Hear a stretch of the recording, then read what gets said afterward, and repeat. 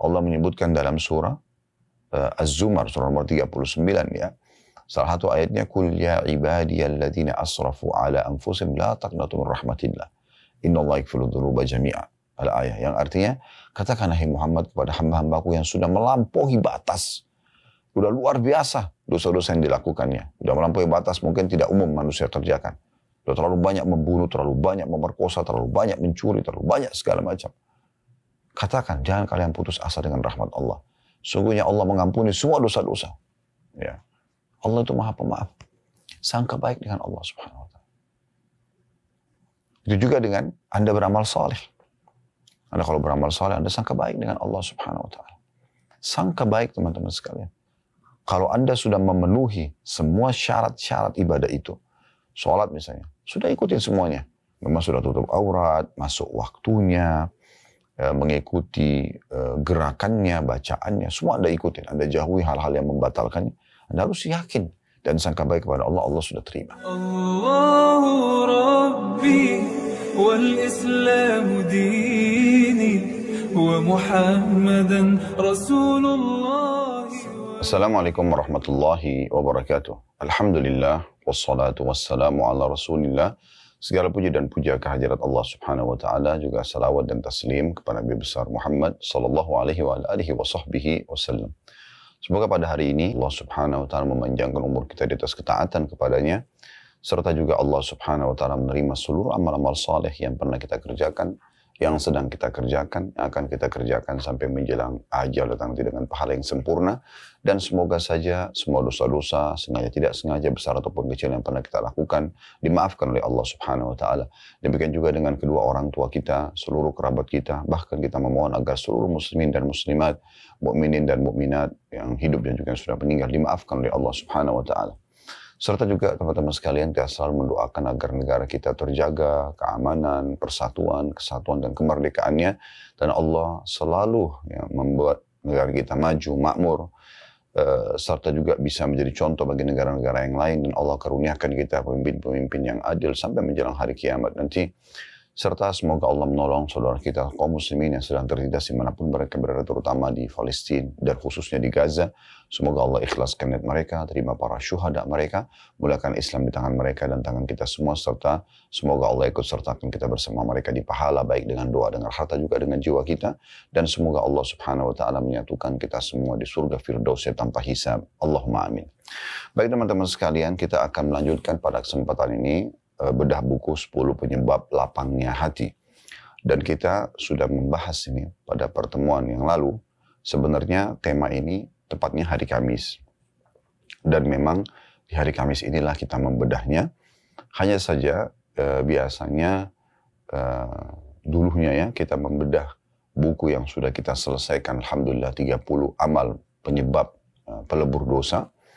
Dan kali ini kita sudah pindah ke buku baru bagi teman-teman yang mengikuti episodenya dan sempat ketinggalan episode pertama yang lalu. Kita sudah pindah ke buku kecil, judulnya 10 penyebab lapangnya dada.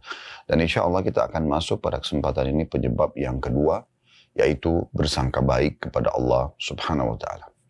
Saudaraku seiman, ada satu amalan hati yang sedikit difahami oleh kaum muslimin.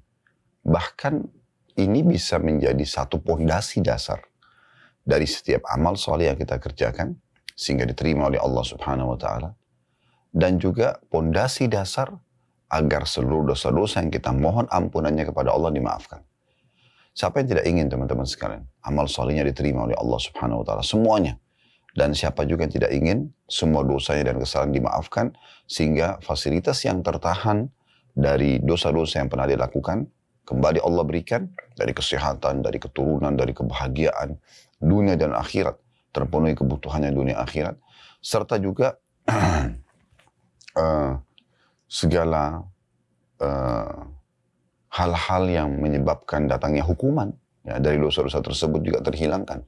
Misalnya kesengsaraan, penderitaan, ujian yang berat di dunia, serta siksa kubur, siksa di neraka nanti di akhirat, hilang.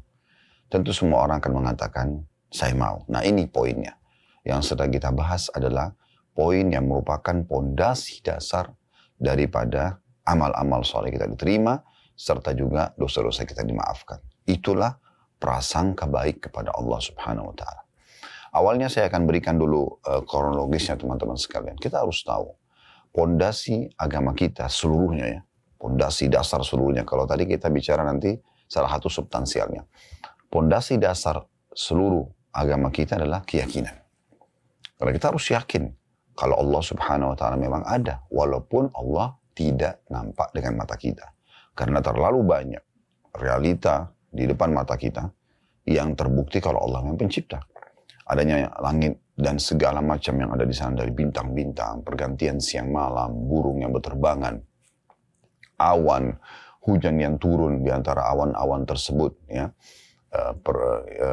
Kemudian juga yang ada di bumi, ya. Misalnya apa saja ragam tumbuh-tumbuhan, beragam macam buah-buahan, ya. Kemudian daratan, lautan, terus jenis hewan-hewan dengan segala macam jenisnya. Dari serangga yang kecil sampai hewan-hewan yang paling besar. Di darat misalnya gajah, di lautan misalnya ikan paus. Dengan segala macam karakternya, dengan segala macam sistem pencernaan, sistem pembelaan ya, dirinya. Kemudian populasinya dan segala macam. Begitu juga dengan manusia misalnya. Kita sendiri dalam diri kita ini Allah mengatakan wa fi anfusikum afala tubsirun, dalam diri kalian sendiri apakah kalian tidak melihatnya. Jadi memang tanda-tanda kebesaran Allah Subhanahu wa taala, mata kita bisa melihat. Sekarang Anda melihat dan mengikuti acara ini, saya pun bisa melihat ke kamera misalnya, dan saya bisa melihat teman-teman atau kita melihatlah di sekitar kita, mata kita bisa berpikir semua tanda kebesaran yang luar biasa. Dari mana mata ini? Gitu kan? Siapa yang mengatur sistemnya, urat-uratnya, ya? Kemudian kadar cahaya yang bisa ditangkap oleh mata sehingga mata bisa memantulkannya kembali dan kita bisa melihat. Kemudian telinga yang ada gendang kecil saja, tapi kita bisa mendengar suara-suara yang sampai kepada kita. Begitu juga dengan hidung kita, dengan seketika bisa membedakan wangi dan busuk. Lidah kita bisa membedakan manis, asam seketika, ya. Dan segala macam hal kita bisa, pada saat kita lapar, kita rasakan ingin makan. Siapa yang membuat lapar itu? Siapa yang menciptakan kita? Siapa yang menciptakan lapar itu? Dan siapa yang mengajar kita atau mengarahkan sistemnya harus makan? Nggak bisa kepada yang lain. Gitu kan? Begitu juga dengan haus. Seperti sekarang kita lagi puasa, misalnya di siang hari Ramadan. Kita bisa rasakan rasa haus. Kita bisa merasakan rasa haus, teman-teman sekalian. Nah, dengan merasakan rasa haus ini, kita terarahkan minum, ya, supaya dahaga kita bisa hilang. Nah, ini luar biasa. Sistem kan, yang mau nggak mau kita harus ikutin. Nggak bisa dengan haus kita alihkan ke yang lain, atau kita lapar kita alihkan ke yang lain. Karena kalau kita alihkan ke yang lain tetap akan lapar, tetap akan haus misalnya. Begitu juga pada saat mengantuk. Siapa yang ciptakan kita? Siapa yang ciptakan ngantuk itu? Dan kemudian siapa yang mengarahkan kalau ngantuk itu harus tidur? Nggak bisa kita ganti dengan yang lain. Misalnya kita kalau ngantuk kita makan misalnya. Nggak bisa. Atau kalau kita lapar kita tidur. Tetap bangun nanti akan lapar. Dan seterusnya. Fungsi-fungsi sekian banyak organ-organ di tubuh kita ini, yang mungkin kalau kita rinci hal satu tuh sudah menjadi kajian ilmiah yang sangat besar dan penelitian yang sudah banyak dilakukan oleh para ilmuwan di bidangnya. Maka semua itu teman-teman sekalian menunjukkan memang ada pencipta. Tidak pernah ada yang bisa mengatakan, oh saya menciptakan kuping manusia. Suruh buktikan. Misalnya, atau dia kalau kupingnya sakit bisa nggak dia obatin, atau dia ganti dengan kuping sendiri dengan mencopotnya, dia buat kuping lagi, dia nggak bisa lakukan itu. Berarti menandakan memang wujud ada pencipta, dan hanya Allah Subhanahu wa taala yang memang pantas untuk dijadikan sebagai Tuhan dengan mengikuti dan melihat bagaimana utusannya para nabi-nabi menyampaikan ajaran, dan juga kitab-kitab yang diturunkan dari langit seperti yang kita yakini Al-Quran, semuanya berisikan maslahat dan panduan hidup yang benar. Semua yang diperintahkan dalam agama Allah, jujur, amanah, tanggung jawab, bakti sama orang tua, berbagi, segala macam itu baik-baik. Dan semua yang dilarang pasti buruk. Dan manusia mengetahui secara fitrah alami itu buruk. Misalnya berbohong, menipu, mengganggu orang, mencuri, membunuh, dan seterusnya. Berarti memang mengerucut ke situ. Dan ini membuat kita yakin kalau memang ada Tuhan Allah Subhanahu wa taala. Makin tinggi tingkat level keyakinan kita, maka makin baik tentunya nanti prasangka kita kepada Allah Subhanahu wa taala. Nah, ini pondasi umumnya. Jadi kita harus memang punya keyakinan teman-teman sekalian. Nah ulama mengatakan prasangka kepada Allah Subhanahu Wa Taala ini adalah amalan hati. Dan ini memang teman-teman sekalian, amalan hati ini perlu kita fahami baik-baik. Kalau ada amalan badan, ada amalan hati. Amalan hati itu seperti misalnya ikhlas, tawakal, ya, syukur, ya, ini semua amalan-amalan hati ini. Sabar, ya, termasuk diantaranya prasangka, berprasangka baik kepada Allah Subhanahu Wa Taala. Baik, itu kurang lebih kronologisnya. Sekarang kita masuk lebih dalam tentang prasangka ini. Prasangka ini teman-teman sekalian, ya, adalah bagaimana seseorang hamba bersangka baik dengan Tuhannya dalam hal, misal contoh, dia kalau berdoa, dia harus yakin karena Allah yang perintahkan doa, asal dia sudah mengikuti syarat-syarat dan rukun-rukun doa itu, maka dengan sendirinya harus dia yakin diterima. Gak boleh dia ragu. Ya. Nah ini namanya prasangka baik dengan Allah Subhanahu Wa Taala. Makanya kata Nabi SAW, Udu'u rabbakum muqinuna bil ijabah, fa inna Allah la yaqbalu du'a min qalbin ghafil. Berdoalah kalian kepada Tuhan kalian dalam kondisi diikuti dengan keyakinan penuh dalam hati, dan diterima karena Allah tidak akan menerima doa dari hati yang lalai. Misal, ya, berarti memang kita nggak boleh teman-teman berdoa. Ini Allah kasih nggak sih? Saya minta jodoh, saya minta pekerjaan, saya minta keturunan. Kebanyakan orang tidak sadar sebenarnya terhalanginya doanya karena dia justru bersangka buruk sama Allah. Belum berdoa sudah mengatakan dalam diri dia, ya, antara dia sama Tuhannya, kayaknya tidak akan dikasih. Kayaknya saya sudah terlanjur mandul. Kayaknya saya sudah terlanjur begini dan begitu. Dia bersangka buruk. Padahal sebenarnya selama tidak bentrok dengan sunnatullah, sistem yang sudah Allah buat. Contoh misalnya, malam dan siang itu sistem Allah sudah buat. Tidak mungkin kita menabrak sistem itu, ya. Tanda kutip di sini menabraknya. Maksudnya kita karena tidak suka malam, kita ingin siang aja supaya kita beraktivitas terus. Lalu kita mengatakan, ya Allah hilangkan malam. Itu nggak mungkin. Itu berarti kita seperti ingin bentrok dengan sunnatullah. Kita tidak suka dengan lawan jenis, lalu kita mengatakan, ya Allah hilangkanlah laki-laki atau hilangkanlah perempuan. Itu sunnatullah, nggak mungkin.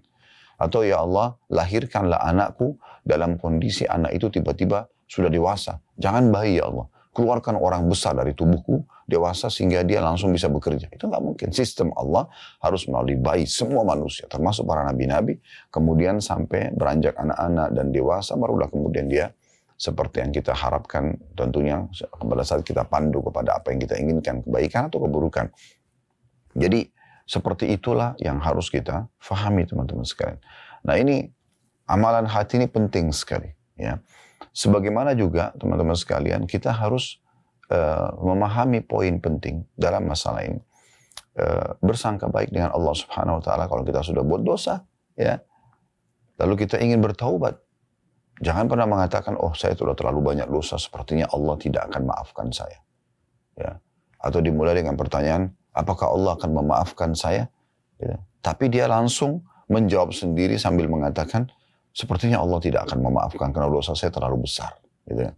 Kalau dia mengatakan, apakah Allah akan memaafkan saya tulus dari hatinya, ingin mendengar panduan dari seorang alim misalnya atau seorang ulama, mendengar jawaban dan dia tidak menyimpulkan sendiri, tidak ada masalah. Tapi kalau dia sudah simpulkan sendiri, ya mungkin Anda pernah dengar ada orang bilang, saya sudah banyak buat dosa. Lalu dikatakan tobatlah. Dia mengatakan, masa sih saya akan dimaafkan? Orang dosa saya banyak sekali. Nah contoh misalnya, ya, maka itu hal yang harus kita fahami baik-baik. Ya, terjadi di masa Nabi SAW, pernah ada dua orang, yang satu soleh, yang satu jauh dari agama. Yang baik ini yang soleh menasihatin yang buruk ini. Jangan kau lakukan, jangan kau lakukan, jangan kau lakukan. Tapi orang yang melakukan ini, dosa ini masih tetap melakukannya. Seperti umumnya orang mungkin hatinya masih belum mendapatkan hidayah. Maka dia pun main menolak sajalah. Ya. Akhirnya yang soleh ini karena tidak sabaran, dia langsung mengatakan, sepertinya Allah tidak akan memaafkan kamu. Maka di saat itu Allah Subhanahu Wa Taala berfirman, ya, kepada Nabi Muhammad SAW, siapa orang ini? Berani-beraninya dia mendahului aku, ya, dengan mengatakan Allah tidak akan memaafkan kamu. Nabi-nabi pun tidak ada yang berani mengucapkan itu. Tapi orang ini berani mengucapkan. Seakan-akan dia langsung bersangka buruk kepada Allah kalau Allah tidak akan maafkan orang seperti kamu. Maka yang terjadi Allah SWT mengatakan, katakan hai Muhammad bahwasanya amal-amal dia, orang ini sudah saya hapuskan, justru orang yang berdosa saya maafkan kesalahannya. Jadi Allah SWT adalah zat yang maha baik, yang maha adil, yang maha dermawan, maha segala-galanya. Jadi kita bersangka baik kepada Allah Subhanahu wa taala. Sebesar apapun dosa Anda. Allah menyebutkan dalam surah Az-Zumar, surah nomor 39 ya. Salah satu ayatnya, Qul ya ibadiyalladzina asrafu ala anfusihim la taqnatu min rahmatillah. Innallaha yaghfiru dzunuba jami'a. Al-ayah yang artinya, katakan hai Muhammad kepada hamba-hambaku yang sudah melampaui batas. Sudah luar biasa dosa-dosa yang dilakukannya. Sudah melampaui batas, mungkin tidak umum manusia kerjakan. Sudah terlalu banyak membunuh, terlalu banyak memerkosa, terlalu banyak mencuri, terlalu banyak segala macam. Katakan, jangan kalian putus asa dengan rahmat Allah. Sungguhnya Allah mengampuni semua dosa-dosa. Ya. Allah itu maha pemaaf. Sangka baik dengan Allah Subhanahu wa ta'ala. Itu juga dengan Anda beramal saleh. Anda kalau beramal saleh, Anda sangka baik dengan Allah Subhanahu wa ta'ala. Sangka baik teman-teman sekalian. Kalau Anda sudah memenuhi semua syarat-syarat ibadah itu, sholat misalnya, sudah ikutin semuanya. Memang sudah tutup aurat, masuk waktunya, mengikuti gerakannya, bacaannya, semua Anda ikutin. Anda jauhi hal-hal yang membatalkannya. Anda harus yakin dan sangka baik kepada Allah, Allah sudah terima. Ya, cuman memang ada amalan hati yang lain, yaitu ikhlas di sini. Ya. Jangan sampai Anda nodai dengan riya, lawannya ikhlas. Anda justru pamer, saya semalam sholat begini, saya sudah bersedekah begini. Maka akhirnya merusak, gitu kan. Ini babnya beda lagi, masalah keikhlasan. Tetapi di sini teman-teman sekalian, selama dia tidak mengikuti dengan hal itu, maka insya Allah akan sangat baik. Ya. Jadi memang sangat peka bahasannya, tetapi ini merupakan pondasi dasar tadi saya bilang, yang harus kita fahami sama-sama. Baik teman-teman sekalian, kita coba dengar perkataan para ulama tentang masalah ini, diantaranya Ibnu Qayyim rahimahullah. Beliau mengatakan, telah jelas perbedaan antara husnudzon dan gurur, terpedaya dengan diri sendiri. Berprasangka baik mendorong lahirnya amal. Nah, cirinya orang yang sangka baik sama Allah itu, dia sudah berdoa, dia sudah sholat, dia sudah puasa, dia sudah kerjakan semua amal-amal saleh. Sisi lain dia sudah taubat dari dosa-dosanya. Maka mendorong dia lebih ingin beramal. Ya. Mendorong dia untuk lebih istiqamah. Ya. Konsisten menjaga ibadah tersebut. Kemudian juga menganjurkan, membantu dan menuntun untuk melakukannya. Maksudnya jiwanya jadi ingin selalu mengerjakan, dia pun tersemangati ya untuk selalu mau mengajarkan kepada orang lain kebaikan-kebaikan tersebut ya, sehingga dia dan orang lain mengerjakan bersama-sama. Anda pernah lihat nggak ada orang yang pernah ahli maksiat, kemudian dia taubat. Setelah dia taubat, dia berubah total. Bahkan dia menjadi seorang dai. Ya. Dia bukan cuma sekedar meninggalkan zinanya, bohongnya, ribanya, membunuhnya dan segala macam. Tapi dia coba untuk menjadi orang yang lebih baik. Saya bertemu dengan beberapa orang mu'allaf ya. Bahkan sempat menjadi tokoh-tokoh dunia mereka. Yang badannya penuh dengan tato, yang dulunya jauh sekali tidak mengerti agama. Dari agama Nasrani Katolik dan dari Protestan. Itu hari kedatangan dari Inggris, kedatangan dari Amerika, dan kita ketemu ngobrol gitu ya. Dan ternyata mereka tuh cara ungkapinnya, saya sadar benar kalau dulu saya itu salah. Sekarang saya ingin perbaikin, dan saya ingin coba untuk menawarkan dan menjelaskan kepada orang, kalau ini kenikmatan loh. Saya sudah merasakan kenikmatan dunia dulu yang salah. Sekarang saya nikmatin ibadah, dan ini kenikmatan yang tidak terhingga. Sehingga orang lain mau mengerjakan seperti saya. Ini luar biasa. Dan inilah yang dicontohkan oleh orang-orang yang terdahulu dari kalangan sahabat Nabi.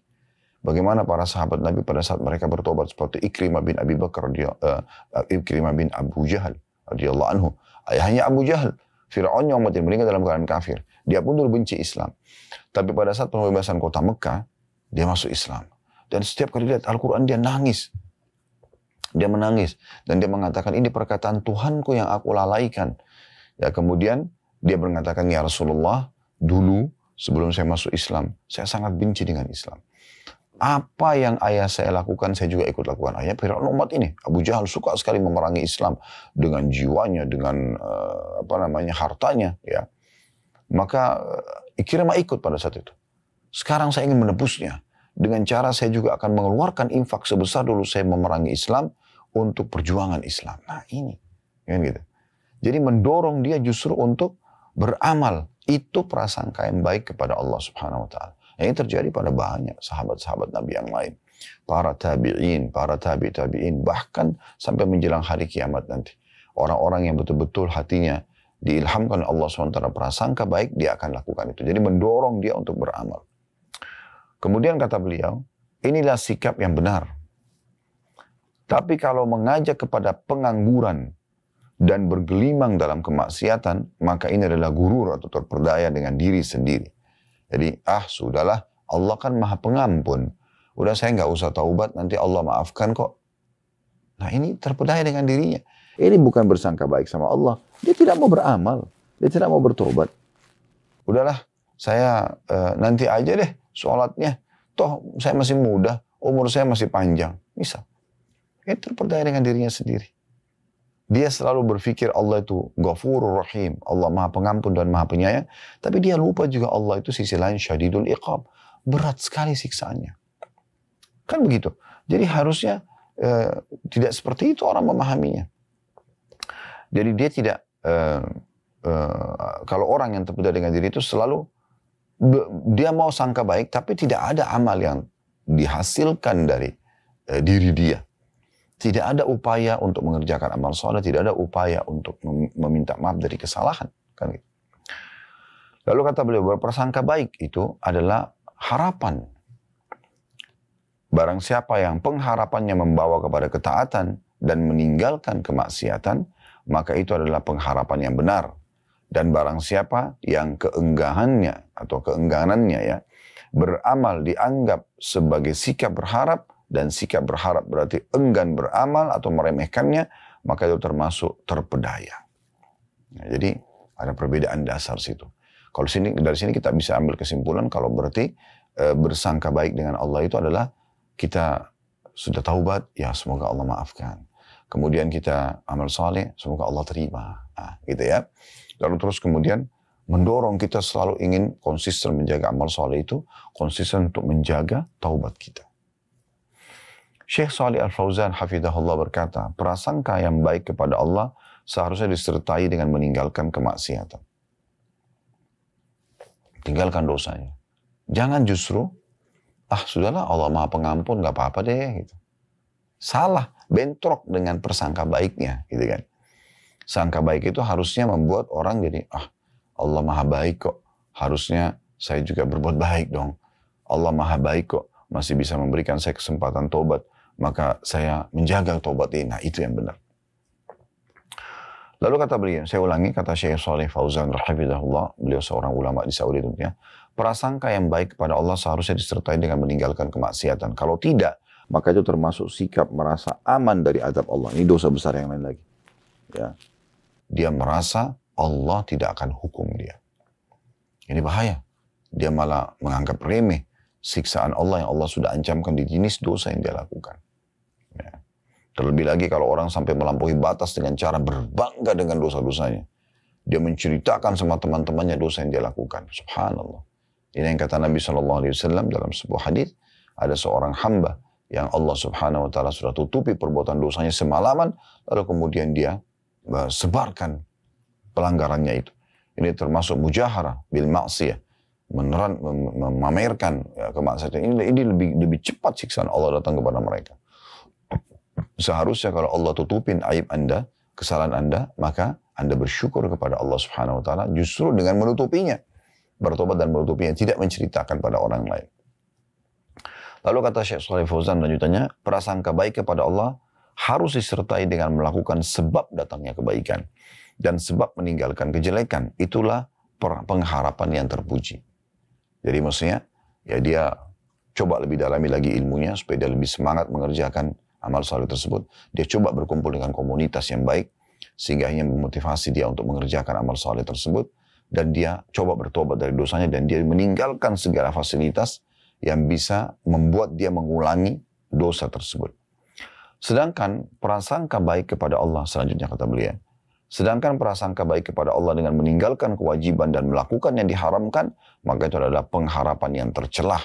Itu termasuk sifat merasa aman dari makar Allah. Nah, jadi sudah kita bisa lihat di sini bagaimana para ulama kita sudah menjelaskan, Ibnu Qayyim rahimahullah dan Syekh Shalih Fauzan, kita jangan menyalahfahami tentang masalah prasangka baik ini, ya, sehingga akhirnya tidak mendorong kita beramal. Dan itu berarti orang gurur saja, orang hanya terpedaya dengan dirinya sendiri, ya. Kemudian kita coba lebih dalam ya membahas tentang masalah ini, dan saya coba bacakan dulu apa yang dikatakan oleh penulis ya di halaman 13. Sangka baik kepada Allah Azza wa Jalla ialah Anda merasa bahwa Allah akan melapangkan kesusahan Anda. Sangka baik. Karena kita terlilit utang, kita lagi butuh keselamatan dan keamanan, kita lagi apa saja. Kita selalu sangka baik kalau Allah akan melapangkan kesusahan itu. Makin kuat keyakinan Anda, Allah akan tolong Anda, ya, maka makin mudah pertolongan itu datang. Kemudian menghilangkan duka hati Anda, kata penulis. Ya, selama kita sedih segala macam dan kita kembali kepada Allah, kita harus yakin Allah akan hilangkan duka itu. Selagi hamba bersangka baik kepada Rabb-Nya, maka Allah Azza wa Jalla membukakan berbagai keberkahan untuknya dari arah yang tidak disangkanya. Ya. Karena itu, wahai hamba Allah Azza wa Jalla, hendaklah Anda bersangka baik kepada Rabb Anda, ya, niscaya Anda akan melihat dari Allah sesuatu yang menggembirakan Anda. Seperti sederhana sekali teori ini, tapi siapa yang menerapkannya? Dan syaitan masuk di situ untuk membuat kita selalu sangka buruk dengan Allah Subhanahu wa Ta'ala. Tapi ingat tadi poin penting ya di awal tadi kita itu sebelum apa yang kami jelaskan sekarang yang sudah kami sampaikan, jangan gurur. Kita harusnya sangka baik sama Allah itu yang mendatangkan dorongan yang kuat untuk beramal saleh. Dorongan yang kuat untuk meninggalkan dosa. Nah, gitu. Tapi kalau kita tetap saja lalai dari kewajiban-kewajiban, kita terus-terus dalam dosa, dan kita mengatakan saya sangka baik sama Allah, ini bukan sangka baik, tapi ini gurur. Terpedaya dengan dirinya sendiri. Ini adalah permainan syaitan. Lalu kemudian penulis mengangkat hadis yang sangat masyhur berhubungan dengan ini, adalah sabda Nabi SAW dari hadis Abu Hurairah radhiyallahu anhu. Allah Subhanahu wa Ta'ala berfirman, qala Allah Ta'ala, ana inda dhanni abdi bi, saya sesuai dengan prasangka hambaku, kata Allah.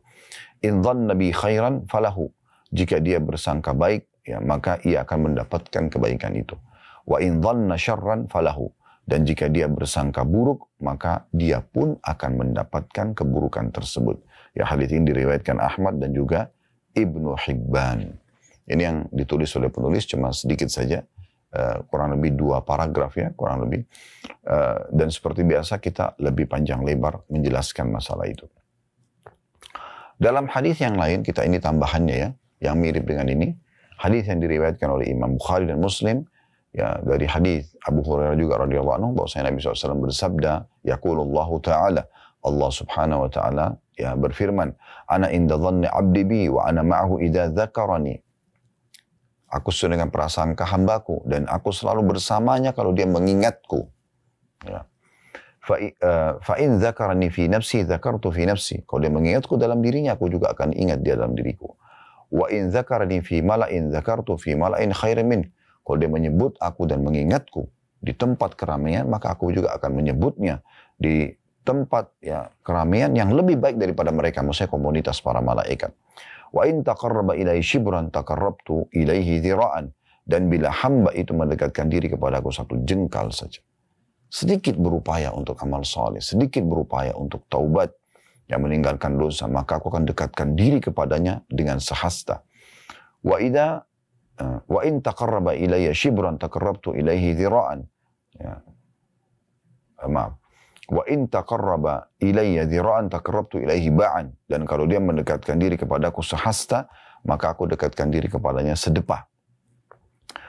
Wa in atani yamshi ataitu harwalah. Kalau dia datang kepadaku sambil berjalan, aku akan datang kepadanya sambil berlari kecil. Artinya Allah Subhanahu wa Ta'ala memang menyukai hamba-hambanya yang ingin mendekatkan diri kepadanya. Allah mau kita manja, saudaraku seiman. Allah mau kita manja. Kenapa kita tidak manja dengannya? Kalau Anda misalnya berdoa kepada Allah SWT dan Anda belum mendapatkan hasilnya, jangan lupa hadis Nabi SAW. Hadis yang sangat masyhur. Di mana Nabi SAW mengingatkan kepada kita, kalau ya seorang hamba itu berdoa, maka dipastikan akan melalui salah satu dari 3 tahapan. Akan melalui salah satu dari 3 tahapan. Yang tahapan ini sangat masyhur. Ya, kata Nabi SAW dalam hadis ya, di masalah ini, ma min muslimin yadu bida'watin laisa fiha ithmun wala qati'atur rahim. Tidak ada seorang muslim yang berdoa kepada Allah ya, yang tidak ada dosa dalamnya dan tidak memutuskan hubungan silaturahim illa a'tahu Allahu biha ihda thalath. Kecuali Allah akan berikan dia melalui salah satu dari 3 tahapan. Imma an tu'ajjal lahu da'watuhu, Allah memberikan langsung jawaban doanya.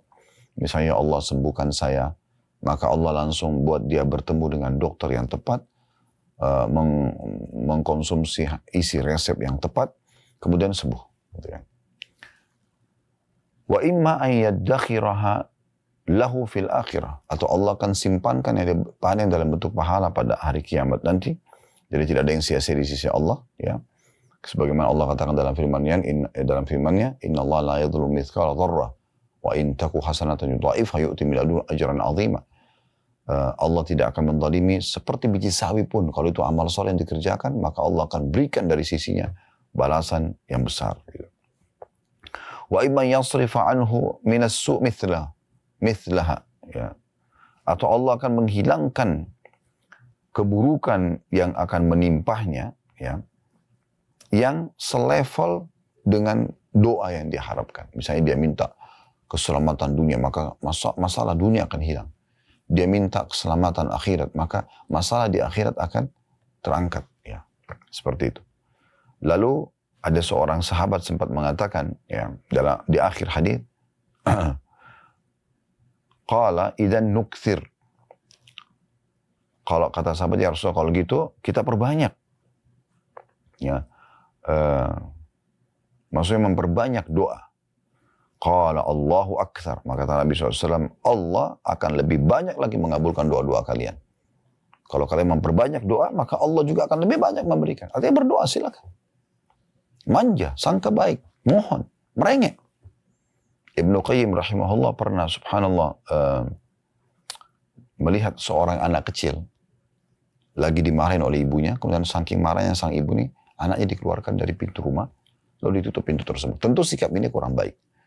Tetapi teman-teman sekalian, kita bisa ambil pelajaran penting di sini dari statement Ibnu Qayyim, bukan dari sikap ibu tersebut.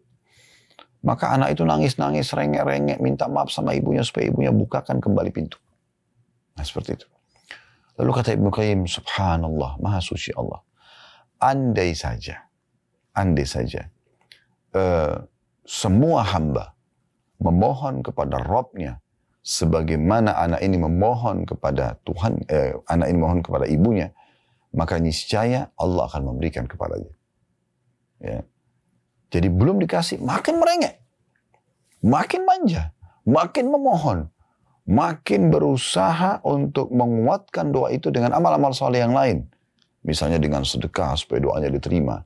Kata Ibnu Abbas radhiyallahu anhuma, di saat ada hajatku belum Allah terima, bukan beliau berhenti berdoa. Tapi justru beliau mengatakan mencari orang-orang miskin lalu bersedekah dengan berharap menguatkan doa yang sudah dipanjatkan agar Allah kabulkan.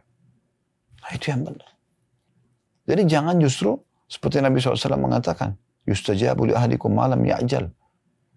Akan diterima ya doa seseorang di antara kalian selama dia tidak tergesa-gesa. Maka para sahabat mengatakan, wa kaifal istijal ya Rasulullah. Bagaimana cirinya orang yang tergesa-gesa? Kata Nabi SAW, yaqulu da'autu wa lam yustajabu li fatarakat doa. Dia bilang, saya sudah doa, tapi belum melihat hasilnya, lalu dia tinggalkan doa. Subhanallah, mungkin tinggal sekali lagi Anda berdoa. Mungkin tinggal sehari lagi, mungkin tinggal sepekan lagi, mungkin tinggal sebulan lagi. Dan Allah subhanahu wa ta'ala, kalau kata Nabi SAW dalam sebuah hadis yang sahih yang lain, yang artinya, Allah subhanahu wa ta'ala kalau mendengar doa yang indah dari seorang hamba, Allah menerlambatkan jawabannya. Agar hamba tersebut tetap dalam doanya. Yang nanti dia akan gembira sekali melihat hasil pahalanya pada hari kiamat nanti. Ibnu Rajab menyebutkan rahimahullah dalam kitab Jami'ul Ulum wal Hikam, Fal ilhau bid-du'a bil maghfirah ma'a raja'illahi ta'ala mujibun lil maghfirah. Terus meminta, tidak berhenti ya, dengan doa dan memohon ampunan kepada Allah disertai dengan penuh harap padanya, bersangka baik kepadanya adalah jalan yang paling cepat mendatangkan pengampunan itu sendiri. Jangan pernah putus asa. Dan ketahuilah teman-teman, kalau kita sudah terdorong untuk memanjatkan doa kepada Allah, memohon hajat kita dan merengek dan manja kepadanya, serta kita memohon agar Allah memaafkan kesalahan kita dan kita terus konsisten melakukan itu, maka ini berarti Allah menginginkan kebaikan buat kita. Dan ketahuilah ini adalah amal yang paling tepat yang Anda lakukan. Berdoa dulu. Kenapa kita sebelum melakukan aktivitas dalam agama Islam, dalam syariat Allah SWT disuruh berdoa? Berdoa sebelum makan, berdoa sebelum keluar rumah, berdoa sebelum pakai pakaian, masuk kamar mandi, biologis, dan segala macam. Supaya kita memohon dulu kepada Allah, baru kita beraktivitas. Itu yang benar. Kalau kita tidak, kita kan ikhtiar dulu. Kalau sudah mentok di 30 dokter, nggak ada solusinya, baru sholat malam dan berdoa. Baru umroh. Terlalu banyak orang lakukan itu, umroh haji pada saat penyakitnya sudah kronis, tidak bisa sembuh lagi. Dan dari awal dia memohon kepada Allah SWT. Dan dari awal dia menjadikan doanya, komunikasi, manjanya, merengeknya sama Tuhannya adalah senjata utamanya. Sehingga nanti obat, dokter yang didatangkan oleh Allah ini yang terbaik yang segera menyembuhkan penyakitnya. Nah itu poinnya. Dan dalam sebuah hadis yang mulia, hadis riwayat Tirmidzi, Ibnu Majah, Ahmad dengan sanad hasan, kata Nabi SAW, "Laisa syai'un akramu 'ala Allah Ta'ala min ad-du'a." Tidak ada sesuatu yang lebih besar pengaruhnya di sisi Allah dibandingkan dengan doa. Ada seseorang tabi'in disebutkan dalam sebuah kisah. Dia rupanya mimpi bertemu dengan Umar bin Khattab radhiyallahu anhu. Kemudian dia pun bertanya kepada Umar. Dalam mimpi ya, tidak bisa diatur. Hai Umar, apa kira-kira yang paling cepat membuat rahmat Allah datang, pengampunan Allah datang, amal-amal diterima, dan dimaafkan kesalahan? Maka Umar memberikan isyarat dengan doa. Dengan doa. Nabi SAW, seorang Nabi, udah jelas dijanjikan kemenangan kepada beliau. Anda tahu, pada saat akan terjadi perang Badar, Allah sudah pastikan menang. Dalam Al-Quran dipastikan. Beliau yakin kemenangan datang. Tapi beliau tidak berhenti berdoa. Sampai Abu Bakar pada saat melihat Nabi SAW berdoa terus di kemahnya. Sudah melihat pasukan muslimin berhadapan dengan pasukan kafir Quraisy. 314 orang. Ya, 313, 314 sama beliau. Itu sudah berhadapan sama musuh yang 1.000 orang. Sahabat-sahabat hanya dengan peralatan perang yang sederhana. Karena mereka tujuannya keluar di perang Badar untuk menahan kafilah dagang Quraisy, bukan berperang. Sementara 1.000 orang Quraisy semuanya keluar untuk berperang. Dengan senjata lengkap. Maka beliau berdoa mengatakan, "Ya Allah, kalau seandainya engkau membiarkan hamba-hambamu ini kalah, maka tidak lagi yang bisa menyembahmu di muka bumi." Terus beliau merengek sampai Abu Bakar mengatakan, "Ya Rasulullah, ya tenangkan diri Anda. Ya Rasulullah, ya kasihani diri Anda." Ya, tapi Nabi SAW terus berdoa. Sampai akhirnya beliau tertidur senyap, lalu beliau bangun, lalu beliau senyum. Beliau mengatakan, "Terima berita gembira. Allah telah menurunkan malaikat-malaikat membantu kalian." Ya. Jadi seperti itu yang harus kita lakukan teman-teman sekalian. Ya, jadi poin ini harus kita perhatikan. Hasan Basri berkata rahimahullah, sesungguhnya seorang mukmin ketika bersangka baik pada Tuhannya, maka dia akan memperbaiki amalnya. Sementara orang buruk, dia berprasangka buruk kepada Tuhannya, sehingga dia melakukan amal keburukan. Tadi seperti contoh ya, salat, Allah akan terima amal saya. Udah, saya mau tambah amal salat yang lain. Saya sedekah, Allah akan terima sedekah saya. Daripada cuma itu, saya ingin daripada cuma satu pahala, saya ingin tambah pahala sedekah yang lain. Dia terus semangat. Nah, seperti itu. Tapi orang yang sangka buruk, ya, yang jauh dari rahmat Allah Subhanahu Wa Taala, mereka selalu beramal, sudahlah, tidak akan diterima, percuma. Saya sudah 50 tahun nggak sholat. Masa sekarang kalau saya sholat, sehari kemudian saya meninggal, Allah maafkan kesalahan saya. Subhan. Dia sudah sangka buruk duluan. Saya sudah buat dosa 70 tahun. Masa saya dengan satu kali taubat nasuha, sehari atau bahkan hanya beberapa saat saja. Ya, hanya beberapa saat saja. Ya, bertaubat kepada Allah. tulus dari hati, hitungan detik mungkin orang bertobat. Lalu semua dosa 70 tahun dimaafkan. Tidak masuk akal. Nah, dia sudah begitu. Maka terdoronglah dia untuk hal-hal yang buruk. Maka ini poin penting sekali untuk kita garis bawahi. Ibnu Qayyim, Abul Abbas Al-Qurtubi, rahimahullah berkata, pendapat lain ada juga yang mengatakan maknanya bersangka baik sama Allah dan mengira akan dikabulkan apabila berdoa. Dengan penuh keyakinan dalam hati, mengira dengan penuh keyakinan dalam hati diterima ketika bertaubat, mengira diampuni ketika memohon ampunan, mengira diterima amalnya ketika melaksanakan dengan memenuhi persyaratan, serta berpegang teguh terhadap kejujuran janjinya dan lapangnya keutamaan yang Allah sudah janjikan. Jadi maksudnya dia yakin sekali, ya kalau misalnya dia sholat malam nih, janjinya dalam hadis apa? Diterima doa. Boleh nggak orang sholat malam agar doanya diterima? Boleh, nggak masalah. Justru bagus sekali dia seperti itu. Nah, dan Nabi SAW sudah mengingatkan kepada kita untuk bersangka baik sama Allah ini bukan hanya sesaat, bukan hanya dengan satu amal soleh yang kita kerjakan atau dosa yang satu kita mohon ampun dan taubat. Tapi sampai kita meninggal. Dan pada saat mau meninggal pun kita disuruh bersangka baik kepada Allah. Kalau Allah akan masukkan saya ke dalam surga. Karena saya sudah coba bertaubat. Ya. Saya sudah coba melakukan amal saleh. Ya. Sebagaimana Nabi SAW mengatakan dalam hadis riwayat Muslim, La yamutanna ahadukum illa wa huwa yuhsinu billahi dhann. Janganlah salah seorang dari kalian meninggal dunia sementara dia bersangka baik, kecuali dia sudah bersangka baik pada Tuhannya, ya. Maksudnya Tuhannya akan masukkan dia ke dalam surga, ya. Jadi yang disampaikan teman-teman dalam Al-Quran, dalam hadis Nabi SAW tentang orang beramal soleh, orang beriman akan masuk surga, itu bukan uang kosong itu. Ya. Allah itu jujur dan benar dengan janjinya. Inna Allah la yukhliful mi'ad, Allah tidak akan pungkiri janjinya. Di dalam hadis yang lain, ya dikatakan, maaf, di Al-Quran ini, "Man asdaqu minallahi qila," dan siapa yang lebih jujur daripada Allah dalam pernyataan. Jadi nggak mungkin salah. Ya, begitu juga dengan orang-orang yang melakukan dosa-dosa, kan dihukum sama Allah. Nggak usah khawatir. Ada waktunya mereka akan mendapatkan itu. Kalau Anda melihat seorang hamba terus konsisten dalam amal salehnya, berarti Allah ingin kebaikan buat dia. Bahkan kadang-kadang setelah meninggal pun masih ada saja orang yang diceritakan keburukannya, dianggap keburukan, berarti sebenarnya mereka orang-orang saleh. Contoh misalnya Abu Bakar sama Umar radhiyallahu anhu, setelah meninggal masih ada orang yang coba berbicara tentang Abu Bakar sama Umar. Siapa mereka? Ya. Orang tidak paham, maka ada beberapa tabi'in datang kepada Aisyah dan mengatakan, wahai Ummul Mukminin, sebenarnya bagaimana kami bisa memahami ini? Ada saja orang yang membicara keburukan tentang Abu Bakar sama Umar, padahal mereka tidak buruk.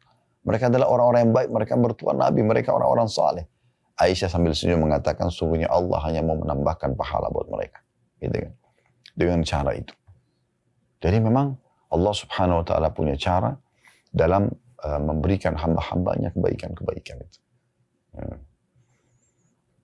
Begitu juga banyak orang yang subhanallah di saat hidupnya dia melakukan dengan penuh persangka baik dengan Allah dan dengan semangat dia mengerjakan amal saleh, maka Allah nukil kisah-kisah mereka setelah mereka meninggal supaya jadi pelajaran buat manusia. Baik kisah mereka beramal saleh atau kisah mereka meninggalkan dosa-dosa. Dalam kitab Al-Mawsu' Al-Fiqhiyah di jilid 10 halaman 220 dikatakan tentang makna hadis tadi ya, yang hadis riwayat Muslim, la yamutanna ahadukum illa wa yuhsinu dhannu billah, atau wa huwa yuhsinu billahi dhann. Janganlah salah seorang dari kalian meninggal dunia kecuali dia bersangka baik sama Tuhannya. Maka para ulama mengatakan seorang mukmin diharuskan berprasangka baik kepada Allah Ta'ala, dan lebih tekankan lagi berprasangka baik kepada Allah ketika ditimpa musibah dan ketika akan meninggal dunia. Ya, kalau musibah sedang datang, dia bersangka baik sama Allah. Musibah ini akan hilang, dia tinggal introspeksi diri dan mengambil pelajaran. Sakitnya akan sembuh, ya, masalahnya akan selesai. Tidak boleh dia sangka buruk sama Allah. Bukan belum hari ini, besok. Belum besok, lusa. Terus saja dia mendekatkan diri kepada Allah Subhanahu wa Ta'ala, terus dia introspeksi diri. Maka insya Allah akan selesai urusan. Ya. Berapa banyak permasalahan hidup kita yang sudah selesai?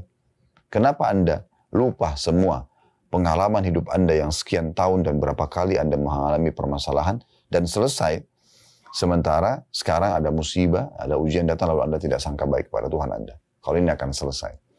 Caranya sederhana, tinggal introspeksi diri. Jangan curhat ke sana sini, hanya kepada Allah SWT. Wudu, sholat taubat, mohon kepada Allah diberikan petunjuk. Disebutkan bahwasanya seorang ulama mengatakan dianjurkan bagi orang yang akan meninggal dunia bersangka baik kepada Allah Ta'ala. Berprasangka baik kepada Allah meskipun sangat dianjurkan ketika mau meninggal dunia dan dalam kondisi sakit, akan tapi sepantasnya seseorang senantiasa ya bersangka baik kepada Allah ya walaupun dalam kondisi genting. Maksudnya memang ini sangat ditekankan. Walaupun dia sudah sakit parah, walaupun dokter sudah memvonis tidak bisa sembuh, walaupun ini dia tetap bersangka baik kepada Allah. Ya, Allah akan sembuhkan saya. Allah akan berikan saya pahala besar dari sini, dari ujian ini.